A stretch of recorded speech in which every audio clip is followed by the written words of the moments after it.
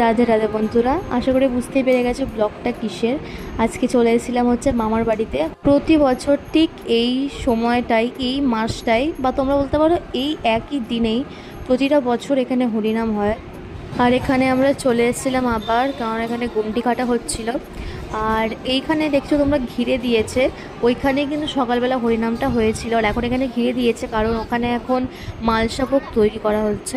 যারা যারা গন্ডি কেটেছিল, এটা তো সব জায়গায় হয়, তোমরা আশা করি দেখেছো। এখানে সবাই এক এক করে বসেছিল, আর তোমরা দেখো জাস্ট কি সুন্দরভাবে মানে হচ্ছে। আমি তো এসব খুব একটা দেখি না, যত ভালো করে তোমাদেরকে হয়তো বলতে পারবো না, কিন্তু আমি যতটা দেখে এক্সপিরিয়েন্স করেছি মানে ভীষণ ভালো। এখানে তো প্রচুর লোক ছিল। আমি এই সাইডটা এসে ভিডিও করছিলাম, এই সাইডটা আসা খুব একটা অ্যালাউ টাইপের ছিল, কারণ কখন কার গায়ে আগুন লেগে যেতে পারে তার তো কোনো ঠিক নেই। আর এখানে যেভাবে আগুনগুলোকে করা হচ্ছিল, আর দেখতে দেখতে এখানে বৃষ্টিও চলে এসেছিলো। আর আমাদের এখানে একসাথে নাচার কথা ছিল, অলরেডি আমরা সবাই চন্দন বন্দন মেখে রেডি হয়ে গেছিলাম, আর বৃষ্টিটা চলে এলো বলে ঘরে চলে এসেছিলাম।